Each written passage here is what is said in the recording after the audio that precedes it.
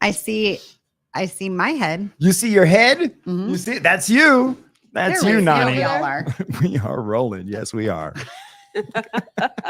That's why you see yourself, Nani. That's how it works. Sharing our stories. Welcome, everybody. It's Slim with Nani Al Jalil, and we are here. We are rolling back to talk about recovery, because that's what it's really all about: addiction and recovery, and all the different pathways to recovery that exist. So we are so happy that you are here. Give you a moment to join us. Please share that we're here. We're also on YouTube and on Instagram Live right now. SOS, sharing our stories. So search us out, find us, and be a part of the community, the family here with Nani Al Jalil. How you doing, Nani? Doing really good, Slim. Yeah, how are you doing? Nobody ever asks you how you're doing, Slim. I'm doing great. What I love, though, is how we just bounce back and forth like a tennis game with a guest in the middle, and just like it doesn't even matter. She's not even there. This monkey in the middle over here. That's right. She's not even there. Catch the conversation.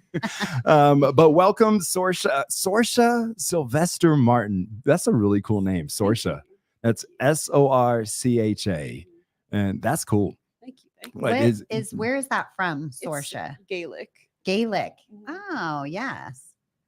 Yeah, my mom actually got it from the movie Willow. If you've ever seen that movie, I haven't seen that movie. That's where she got it from, I was told. So, what was the character in the movie Willow? I've seen it. She's like this really cool princess who's evil at first, and then she turns to the good side, and she's really badass. Nice. Yeah. You've seen Willow, right? Yes. Okay. You got to have seen it several times. And Nani, you've never seen it? I've never seen Willow. I believe Netflix just put like a continuation, or maybe it was Disney. I think it was Disney Plus. Put like a continuation series to it. Okay. Yeah, I'll Willow. have to watch it. I'm going to look it up.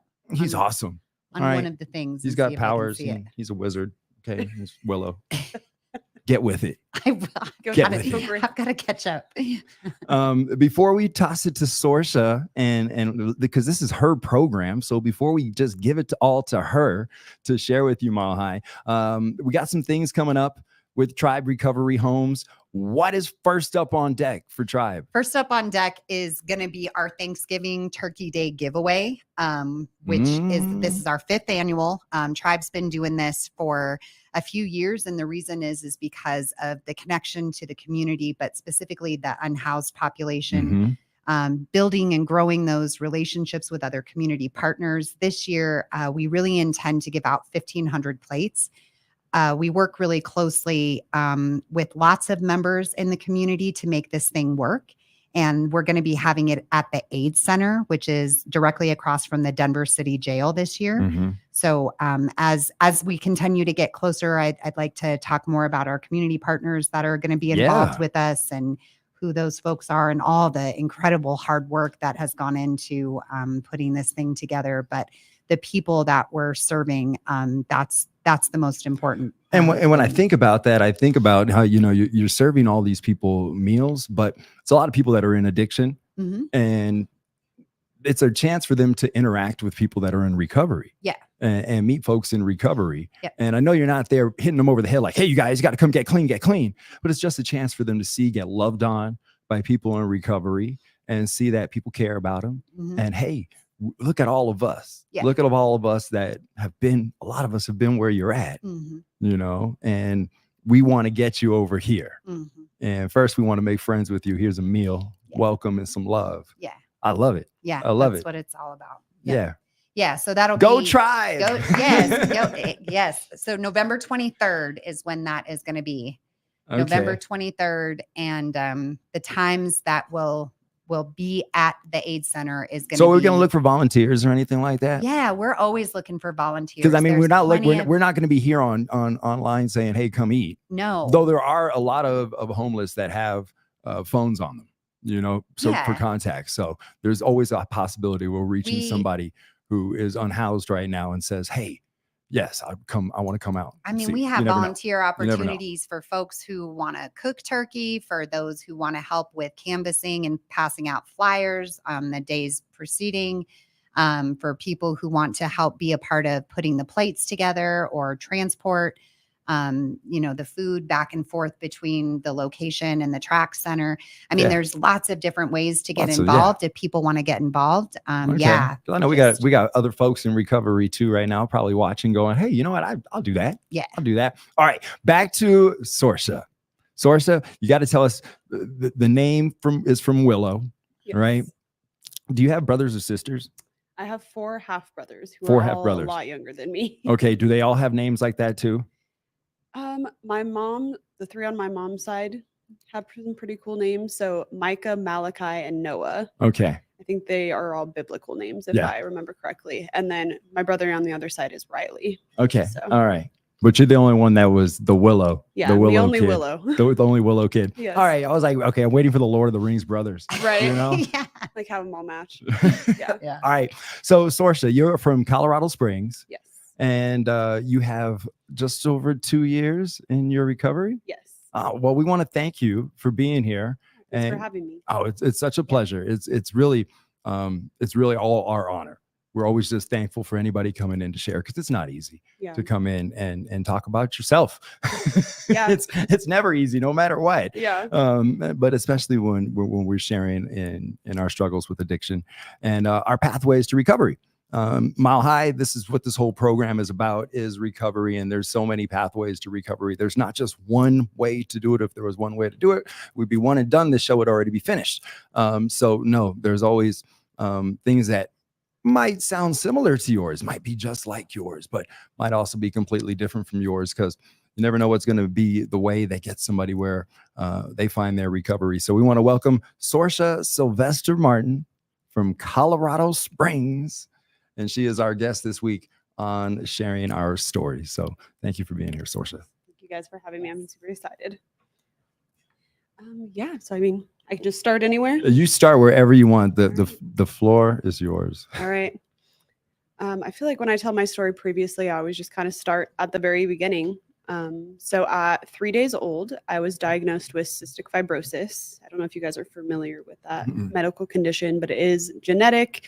It is typically terminal, so it kind of progresses over time and usually ends up being the cause of death of the people who have this condition. So at 3 days old, I was diagnosed. I spent a lot of time in the hospital. I would say the first 16 years of my life, it was really, really bad. I was in and out of the hospital all the time, constantly going to doctor's appointments, having tune-ups, which is basically you go into the hospital for a couple weeks at a time. They pump you full of IV antibiotics. You do 4+ breathing treatments a day, all of these tests, taking all these medications. I was just ended up feeling sicker every time I went into the hospital. Weird, right? But that was just basically to try to have a decent quality of life. I had many, many near-death experiences. There were quite a few times where I would have pneumonia or bronchitis, or it was typically some sort of respiratory infection. These are all complications of cystic fibrosis. Yes, yeah. So there were many times where I can even remember, especially one specific time, the doctors telling my family, you need to prepare yourself. She's not going to make it. Hearing that at the age I was, I think the first time I remember something like that was probably maybe around 5 or 6, if I can recall correctly.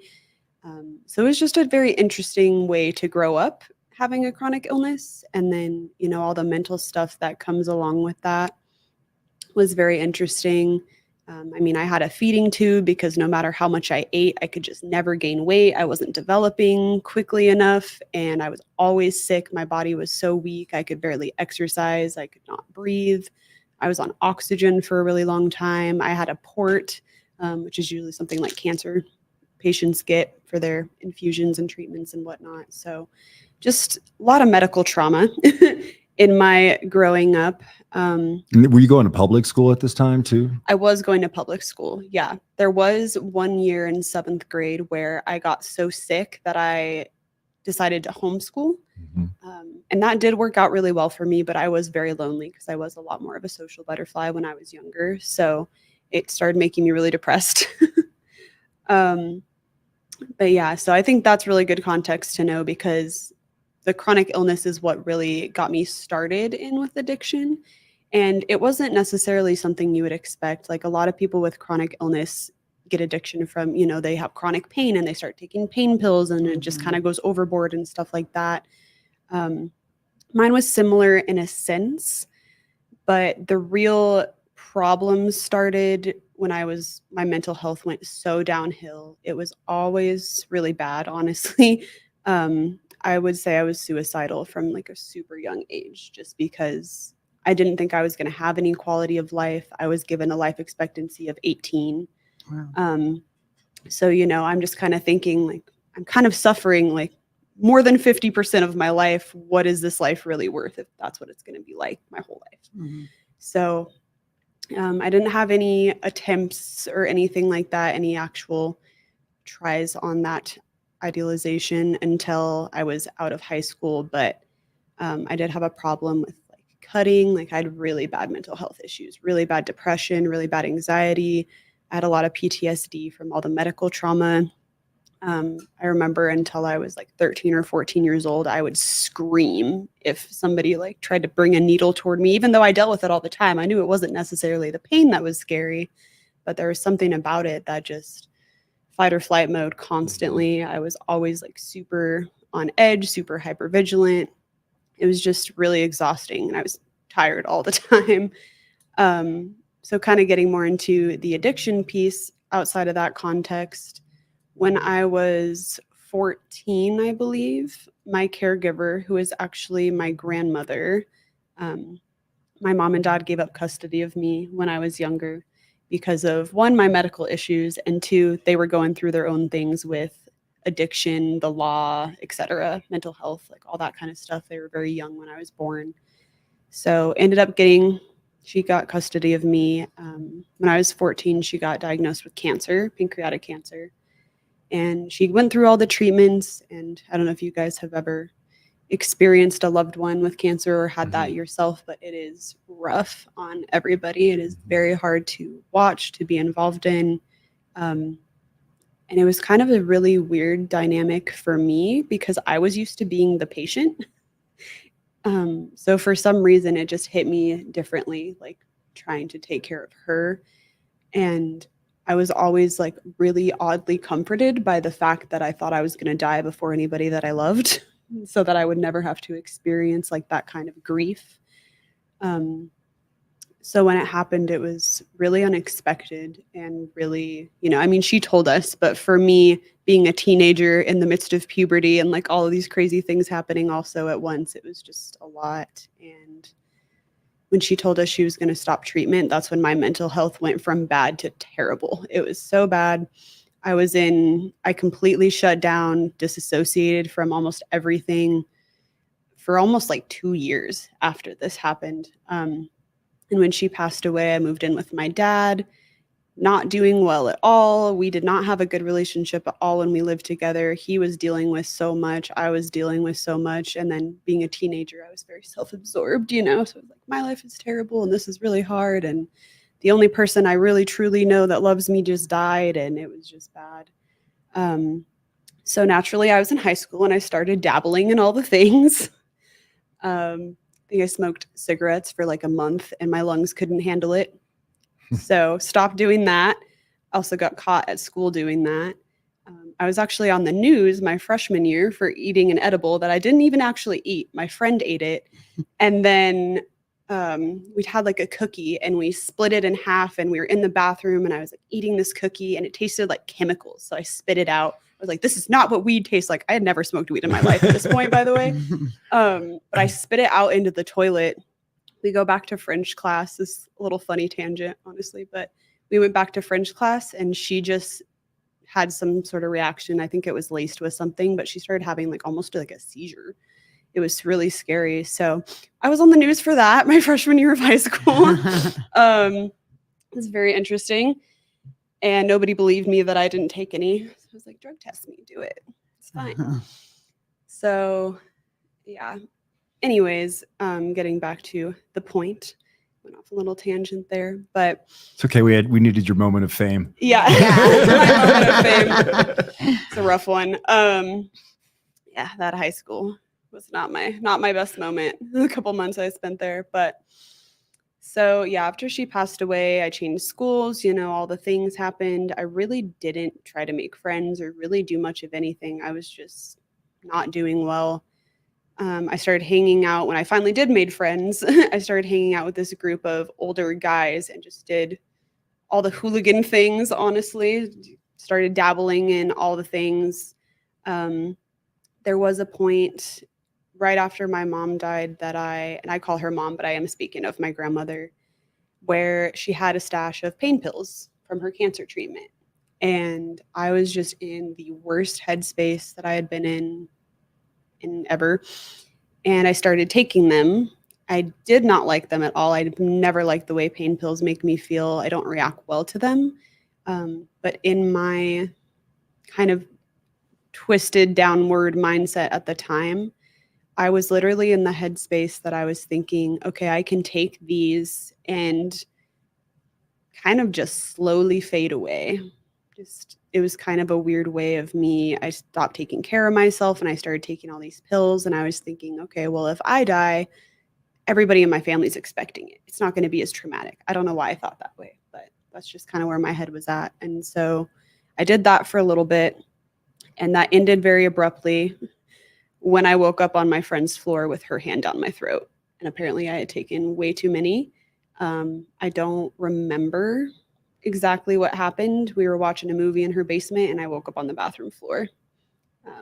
So after that, something clicked in me and I stopped taking pills and opted out of taking all pain pills unless it was for like surgery, something like super intense where I need that. You know what I mean? Mhm. And I never really had a problem with pills specifically. Again, I don't know if it was just the scare of that, of almost overdosing at such a young age. And I kind of stopped doing everything for a little bit, got into drinking, and then I was introduced to marijuana, and she was my best friend for a really long time. So yeah, all throughout high school, I would drink a little bit. I mean, I've tried Coke a couple times. Thankfully, I never turned to anything, like heroin or meth.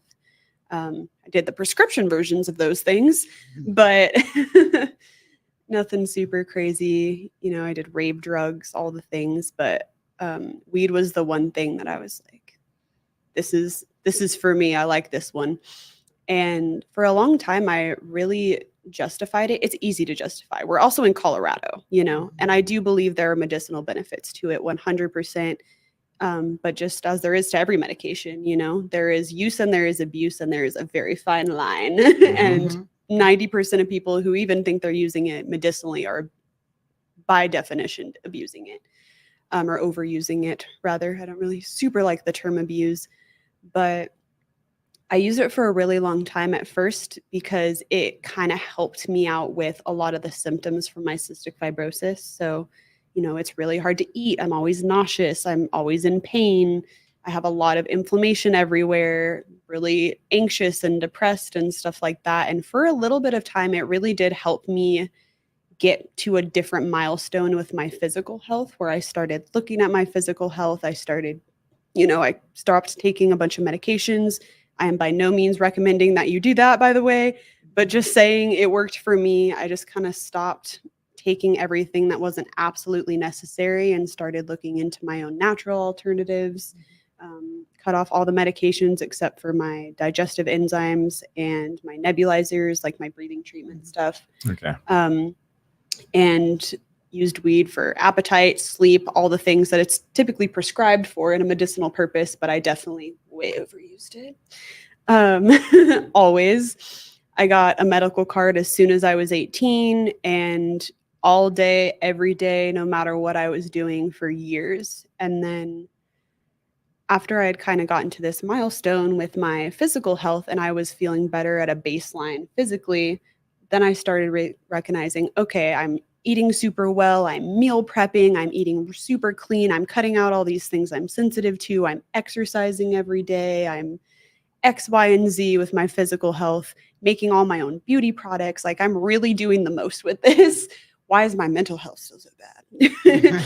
Like, why am I still struggling so much with these things? Like, there has to be a connection to something somewhere.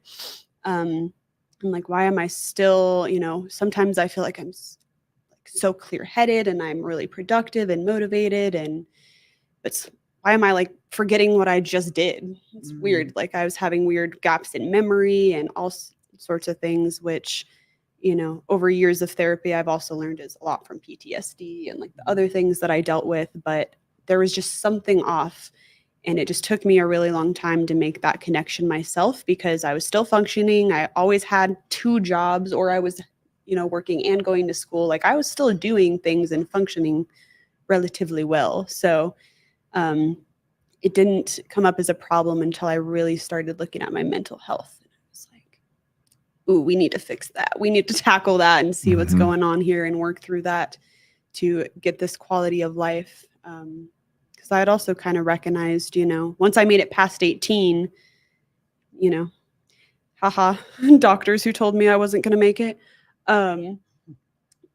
I just really wanted to improve my quality of life. I got really into health and wellness. I got a health and wellness coach certification.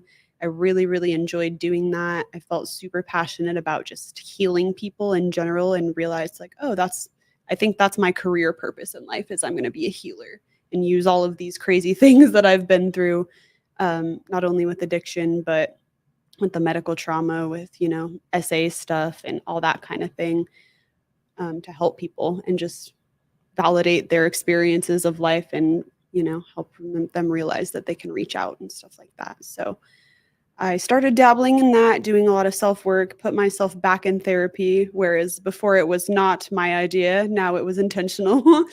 And started kind of recognizing the connection between the substance and the downfalls of my life, like the things that just wouldn't quite level up. You know what I mean? So I started slowly trying to cut back, and went through the cycle that I think most of us have gone through, where I would cut back for a month or so, and then I would do it like, oh, okay, I'm fine to just, you know, take one hit here or there. And I would just do it for a week straight. And then like, oh crap, I'm messing up. And just went through that cycle for years, from the point I knew it was a problem. Like it really clicked that that was something that I needed to get it under control in order to just make the next milestone in my life.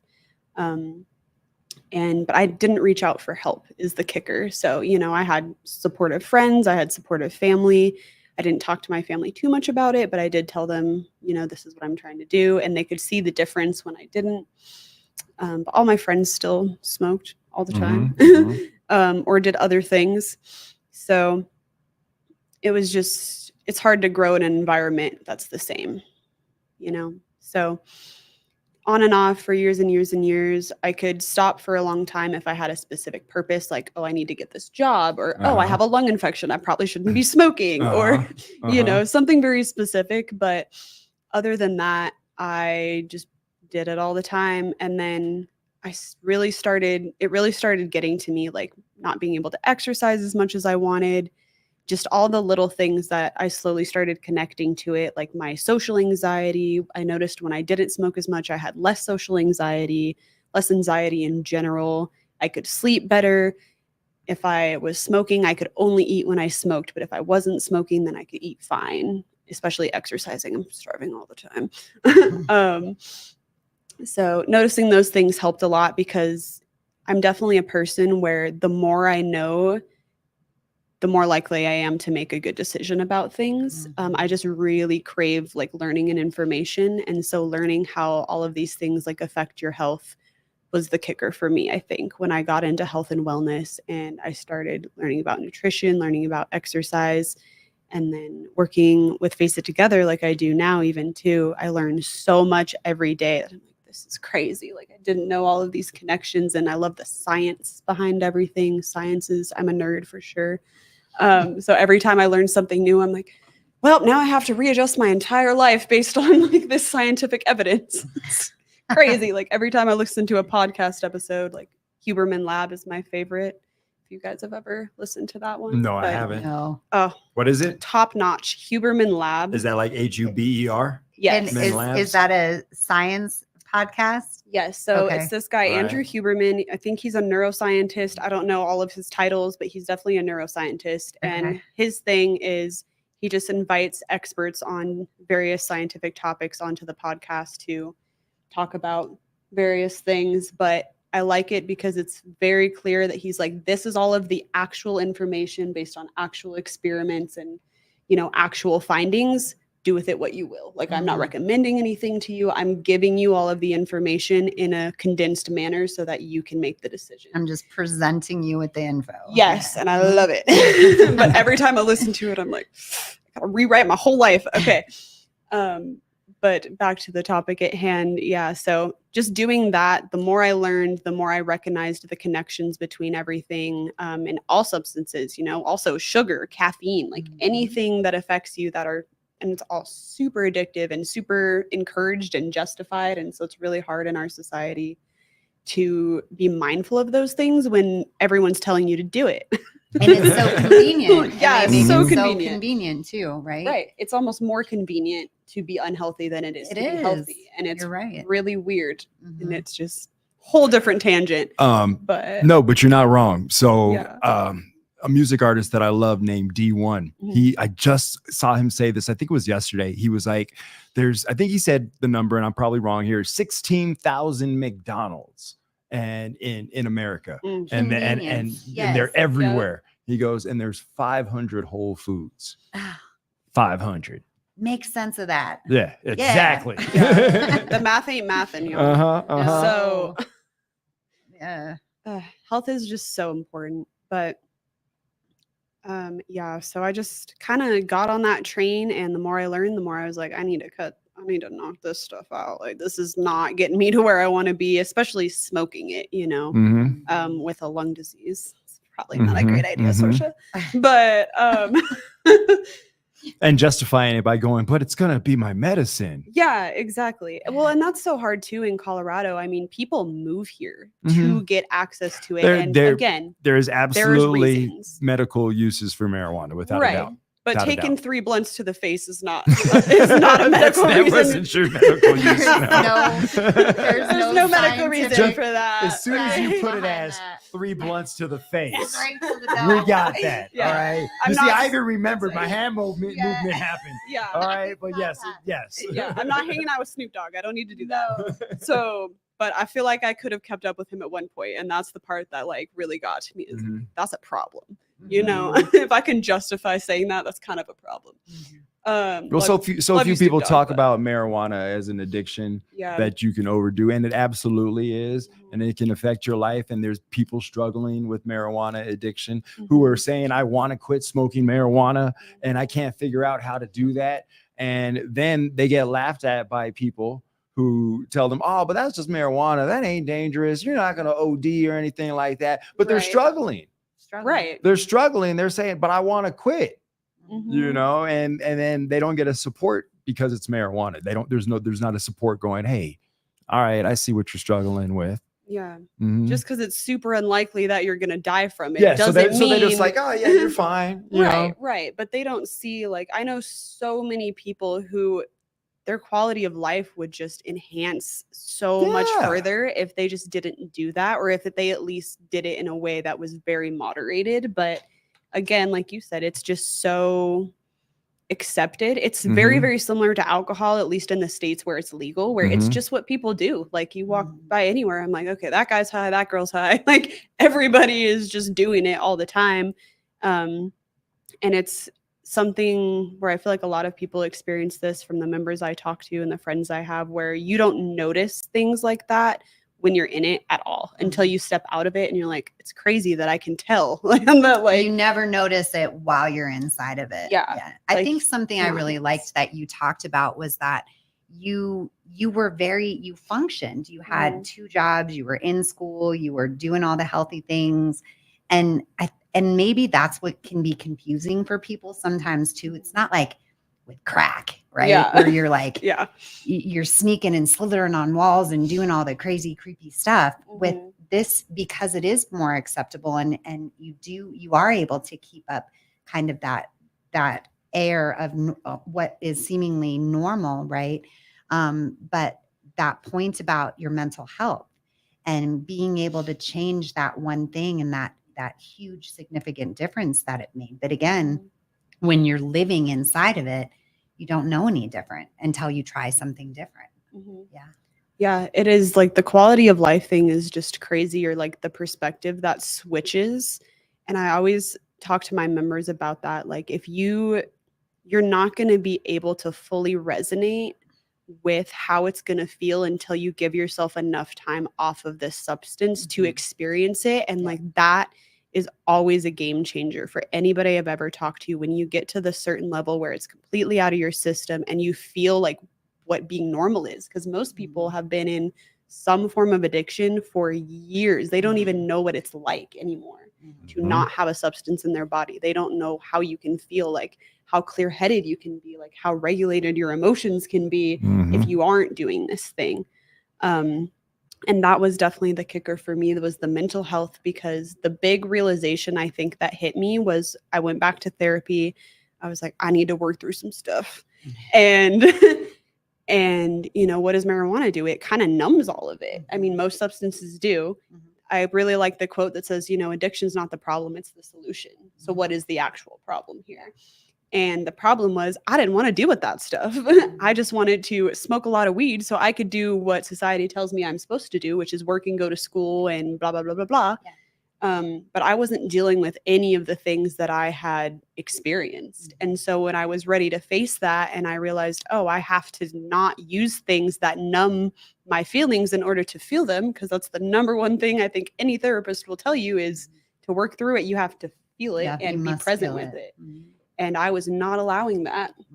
So when that realization hit me, I was like, okay, I actually need to do this or I'm not going to progress further. I'm going to be stuck in this place where I am. And the feeling of being stuck makes me twitchy. So, now that I have that, like health and wellness, that growth mindset, I just feel like I constantly need to be moving forward in some way.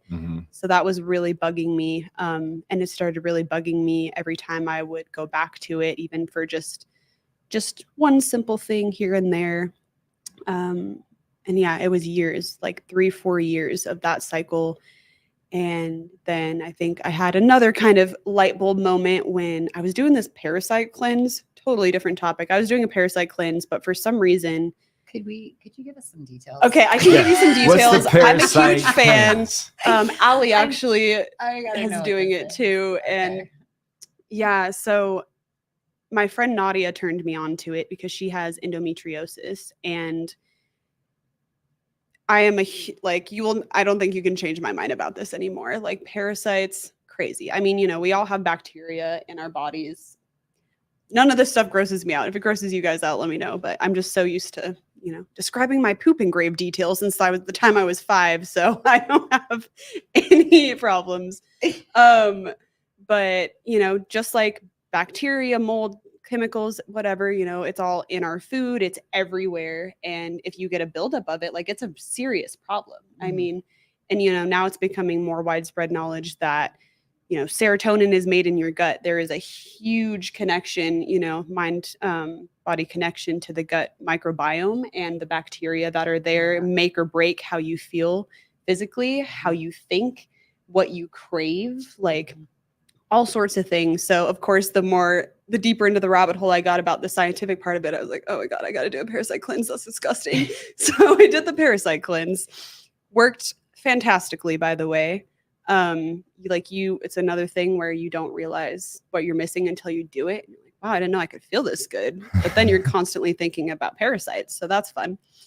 There's definitely certain things I will never do again in my life because of that. So back to the original story, the tangent. I was doing the parasite cleanse, and I had decided, that was the first time I had done it. And I decided, okay, I'm gonna take a hit of weed because I feel like crap. And I did, and I went into a psychosis episode.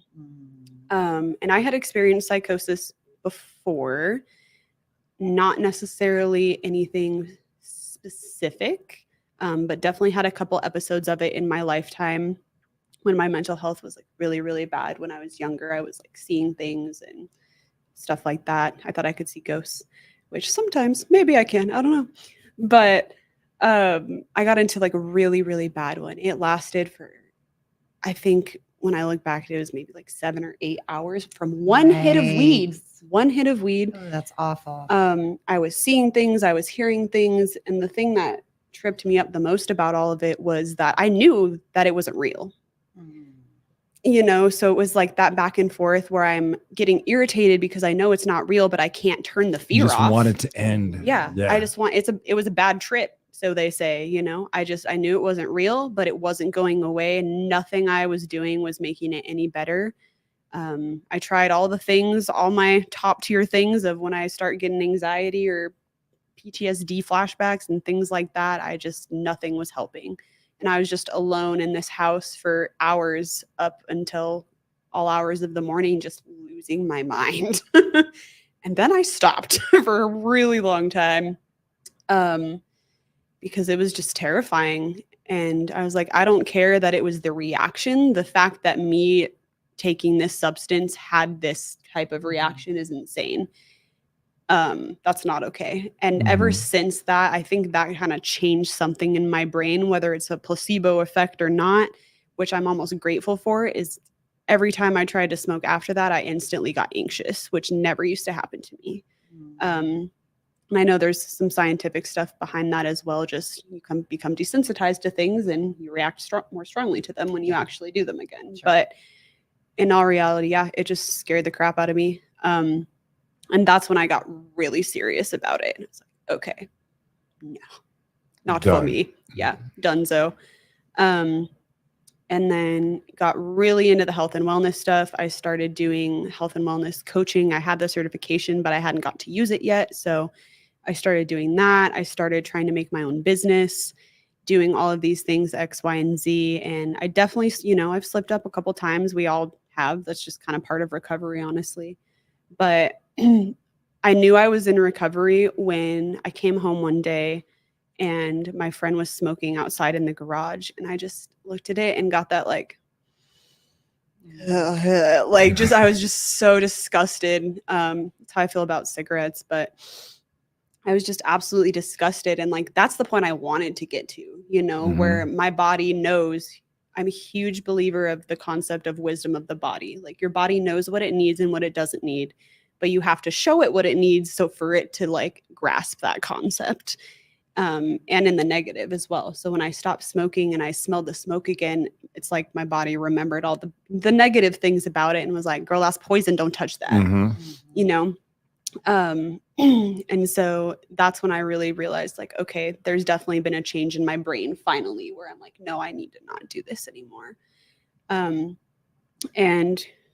here and there it was a thing, but now I've gotten to the point where I'm definitely in recovery because I only use it for medicinal purposes and I try really hard to not smoke it.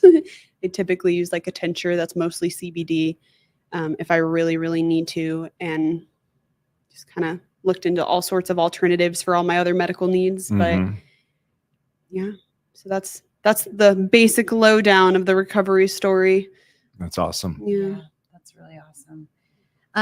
So what do you do now working where you work as a, you said a peer recovery coach, right? And you're able to do your health and wellness with them too, because that's a great certification to have, and to be able to combine those two things together just makes so much sense. I wish more of us knew more about health and wellness. Yeah, it's really awesome. So I'm a peer addiction recovery coach with Face It Together. That's one-on-one peer coaching for individuals that struggle with addiction as well as their loved ones, because I think that population is so overlooked as well. The loved ones and the caretakers of people struggling are affected just as much. But I really love that job because even when I was hired, they're like, you're going to bring a different perspective to this, because we are a very wellness-based organization. All throughout, the culture there is fantastic. The people there are amazing. They are so caring, so empathetic, just spectacular. I love them so much. I'm just going to sit here and talk them up. But no, in all reality, I have learned so much in this position because we are very big on the idea that the members are the resource. They are a resource. You talk to somebody because, know thyself, yourself best.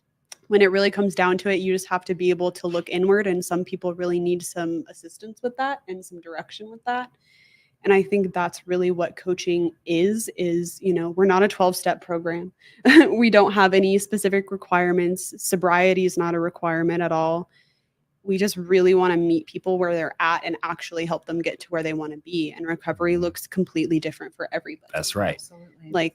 And I really love that you guys are on board with that concept, and that so many people are now versus before, where they're like, go to this 12-step If you program, don't do go it to this AA. way, you're going to fail and you're going to die. Yeah. That's what you would hear. That's what Crazy. you would hear. If you don't do Right. it this way, you're going to fail and die. Yeah.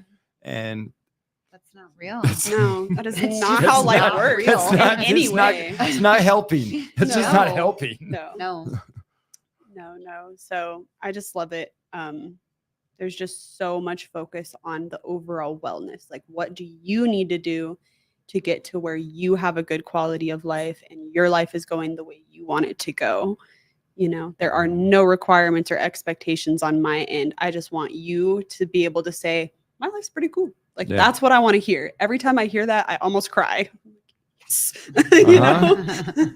That's what we're here for. That's what we're here for. And I recently got I guess it would be an herbal medicine certification as well, because I'm really into the alternative stuff. So I try to kind of attack from all angles, like give all the options and the resources. I'm like, okay, well, if you're really trying to quit, here's some things that might be able to help you withdrawals. It's just like Huberman Lab. I just want to throw out all of the information and all of the resources and just boom, here's a booklet.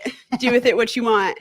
Yeah. So that's where I try to come from. And I think all of us coaches have our different niches. Like, some of us are more versed in the legal system because they have experience in that. Or if anyone who has been, unhoused, I don't have that personal experience, but somebody does. Mhm. So I really like that they think about that, and that our members get to be a part of that conversation of who do you think you're going to connect best with?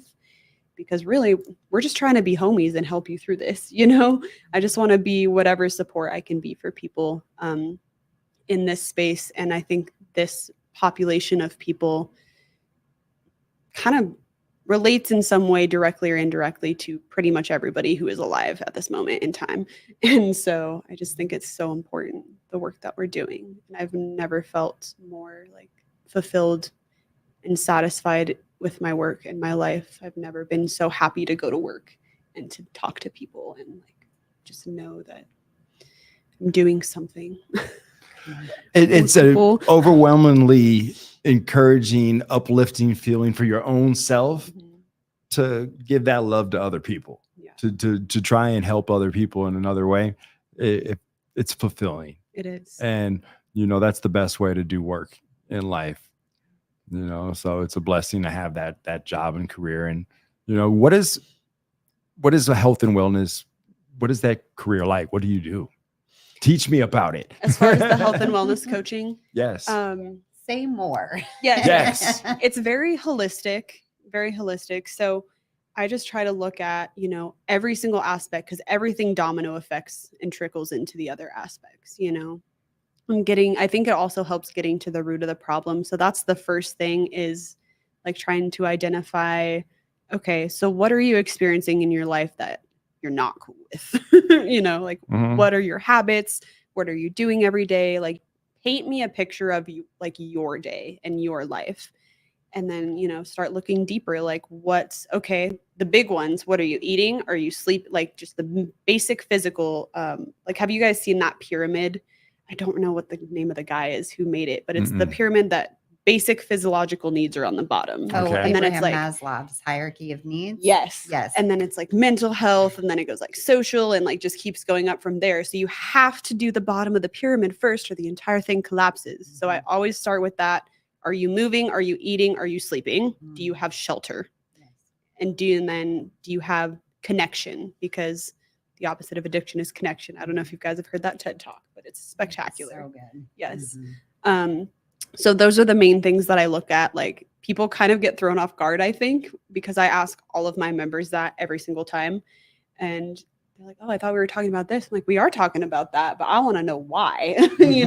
Like, the why behind everything I'm so curious about the why. I'm a very curious person. So With the health and wellness coaching, I always start with those things. And then it typically leads to us talking about, past experiences. Most people who struggle with addiction have some sort of trauma they're trying to work through. And again, trauma is like a very loose word because different things are very traumatic to different people. And some people can just roll right off the shoulder, So we take a look at what experience have been traumatic for them, how they think it has affected them, because it's really amazing to me when you just ask people, like, why do you think that is? 9 times out of 10, they know, like they figured it out, and it's really cool to be able to see people analyze that in a positive way and not in a way where it's like bringing on these feelings of guilt and shame to them with like the things they've done and experienced. And I think that's a big perspective switch that I try to do as well, is use your experience as a resource, not a reason to keep up the habits that you're currently doing. Use them as a lesson, as they say. But it is really true. Like, you can learn so much from the way that you instinctually react to things, and the coping mechanisms that you turn towards and the people that you turn towards, and X, Y, and Z.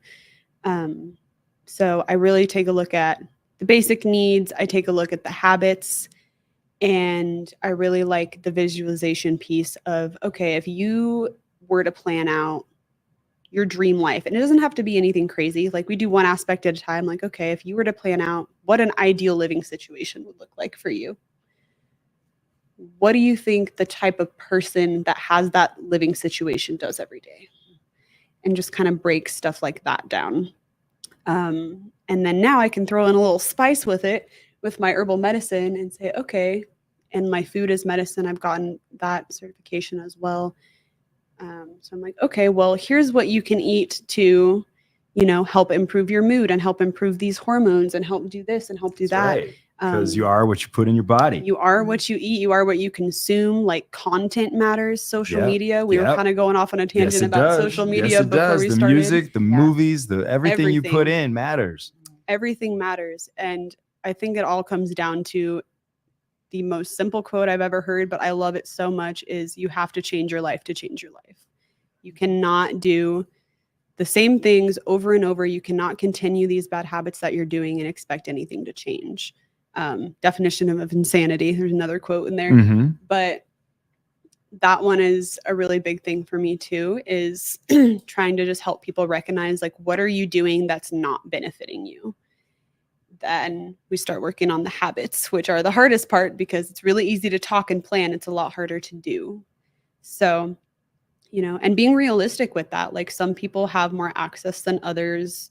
Some people have more physical ability to do things than others. Some people have more like mental capacity to do things than others. So it's like really navigating all of those different things and making everything like super individualized, because otherwise it's just not realistic to have any specific expectations. So yeah, that's kind of the basics, just a very holistic approach to all aspects of life and how they all connect. I am so happy I asked. I love it. Do you do the health and wellness through where you work today? Yeah, so I do a little bit of my own stuff on the side, but mostly I work with my members, and I just use that knowledge then, so because the website it's one amazing. More time. WeFaceItTogether.org. Perfect. It is exactly. I nailed it. Nailed it. Got it. All right. So, and they can find you there, because after all that health and wellness, somebody's got to be like, oh, wait a minute, I need to go talk to Sorcha. Yeah. So if you go on that website, I mean, we've got 2 in-person locations in downtown Colorado Springs and Sioux Falls, South Dakota, but we service the whole U.S. remotely. So if you go on the website, the best thing to do is do the little online inquiry on there, and somebody should call you within 24 business hours. But you can also call, you can also email. We have people on the phones constantly now whenever we have business hours up and going. So somebody will get back to you, and everybody is amazing. So don't be afraid to reach out. Like, don't be afraid to share what's really going on, because that's how we're going to find you the best support for you. So. Well, I always hope that when somebody really, when we're desperate, when we're like, I need help, Yeah. that's when we just let it out. Just let it out. Don't hold it in, because folks want to help you. They Yeah. do. I have never met somebody who's come through these doors, and not everybody, but so many people have worked in recovery. So it's taught me so much about people in recovery. Never met anybody who's like, oh, dumb, can't deal with you. Don't call me. Yeah, you're not my type. No. You know. Yeah. Now I'm sure that there's times where we're like, we got to take you to a different place. Yeah. I got to send you where you need to go, but I'm not turning my back on you to turn you away ever. Sorcha, I want to Yes. thank you so much for sharing with us. Do you have a final thing that you would like to say to anybody that's dealing with addiction to marijuana? Because I think that that's something that is really ignored. I really do. Especially with kids nowadays and the access that there is to it. And the fact that I really think that when somebody says that they're addicted to marijuana, that they get blown off, that they get treated like it's not something that's seriously affecting their lives. And I think that abuse of anything seriously affects your life. And chronic pain too.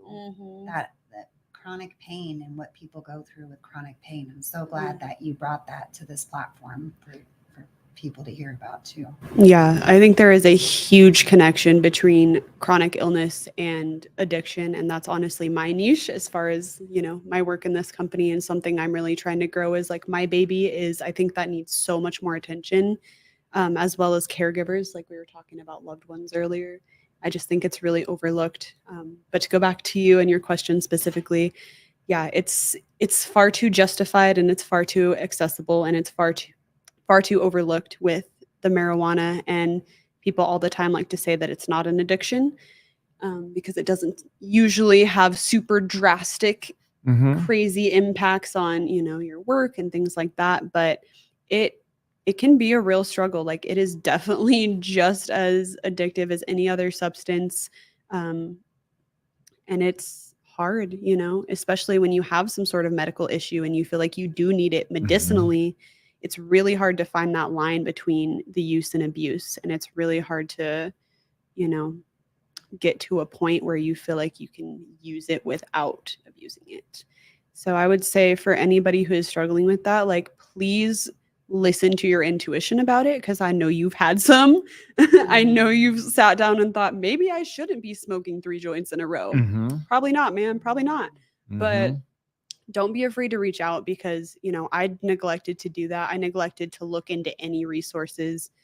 And I really feel like my recovery would have been a lot speedier and a lot smoother if I just trusted in somebody to help me, and really reached out for that. And do what works for you. Like, please do not let anybody tell you that your recovery has to look a specific way for it to be successful. That's right. Like you define what your recovery is.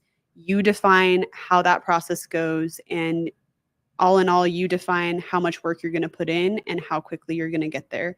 So please reach out for support, but do not take the advice of people whose life you do not want.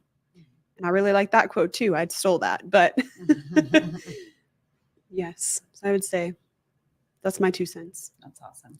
Oh man, I like your change. Yeah. All right, I like your change. Yeah. It's good 2 cents. Sorcha Sylvester-Martin from Colorado Springs has been our guest. Thank you so much for being here. This is you can come back again. All right, definitely have you Let me again. know. I'll be here. We will.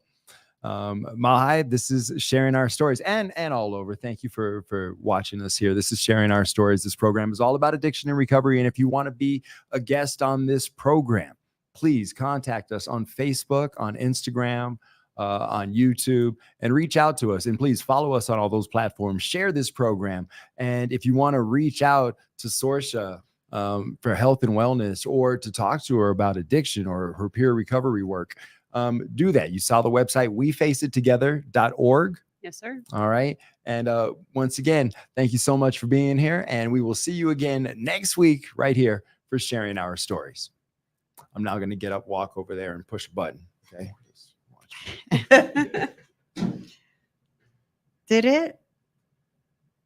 it die?